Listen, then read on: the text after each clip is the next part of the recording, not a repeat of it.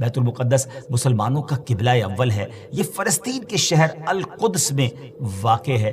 بعض نے اس شہر کو بھی بیت المقدس کہا ہے۔ اس میں کوئی شک نہیں کہ بیت المقدس یہودیوں، عیسائیوں اور مسلمانوں تینوں کے ریلیجن کے لیے مقدس مقام کی حیثیت رکھتا ہے۔ حکیم الامت مفتی احمد یار خان نعیمی رحمۃ اللہ تعالی لکھتے ہیں کہ چونکہ اس زمین میں حضرات انبیاء کے مزارات بہت ہیں، اس لیے اسے قدس کہا جاتا ہے۔ حضرت سیدنا سلیمان علیہ نبینا علیہ الصلوۃ والسلام کا مزار مبارک اور عالم اسلام کی مشہور و معروف مسجد اقصی بھی اسی شہر میں واقع ہے۔ رہی یہ بات کہ اس کا سنگ بنیاد کب رکھا گیا، کعبہ معظمہ کی بنیاد ڈالنے کے 40 سال بعد سیدنا آدم علیہ نبینا علیہ الصلوۃ والسلام یا ان کی اولاد میں سے کسی نے اس کی بنیاد ڈالی۔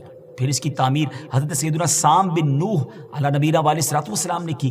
پھر ایک عرصے کے بعد حضرت سیدنا داؤد علیہ نبینا علیہ الصلوۃ والسلام نے بیت المقدس کی بنیاد اسی مقام پر رکھی جہاں حضرت سیدنا موسیٰ علیہ نبینا علیہ الصلوۃ والسلام کا خیمہ نصب کیا گیا تھا۔ اس عمارت کے پورا ہونے سے قبل حضرت سیدنا داؤد علیہ نبینا علیہ الصلوۃ والسلام کی دنیا سے وفات کا وقت قریب آ گیا، تو اب آپ نے اپنے بیٹے حضرت سیدنا سلیمان علیہ نبینا علیہ الصلوۃ والسلام کو اس کو مکمل کرنے کی وصیت فرمائی۔ حضرت سلیمان علیہ نبینا علیہ الصلوۃ والسلام نے انسانوں سے نہیں بلکہ جنوں کی ایک جماعت سے اس کام کو کروانا شروع کیا۔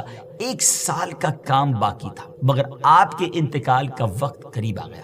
آپ نے غسل فرمایا، نئے کپڑے پہنے، خوشبو لگائی اور اس طرح تشریف لائے کہ عصا پر ٹیک لگا کر کھڑے ہو گئے۔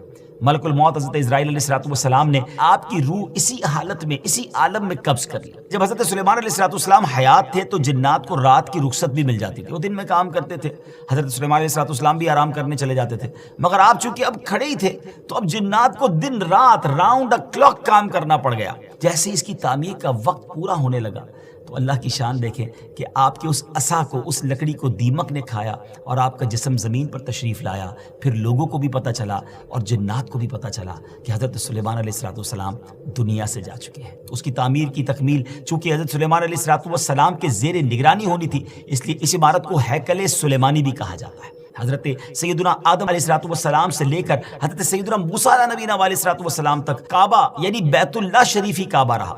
پھر حضرت سیدنا موسیٰ علیہ نبینا علیہ السلام سے لے کر حضرت سیدنا عیسیٰ علیہ السلام تک بیت المقدس قبلہ رہا۔ اور ہجرت کے بعد مدینہ منورہ میں بھی مسلمان 16 یا 17 مہینے تک بیت المقدس کی طرف ہی رک کر کے نمازیں پڑھتے رہے۔ ہجرت کے 1 سال 5.5 مہینے کے بعد 15ویں رجب پیر کے دن مسجد بنی سلمہ میں نماز ظہر کے درمیان قبلے کی تبدیلی ہوئی اور اللہ پاک نے پیارے آقا علیہ السلام کی خواہش کے مطابق مسلمانوں کا جو کعبہ ہے، قبلہ ہے، وہ کعبہ کو فرما دیا اور اب مسلمان کعبے کی طرف رک کر کے نماز ادا کرنے لگے۔ اس مقام پر آج بھی مسجد قبلتین قائم ہے۔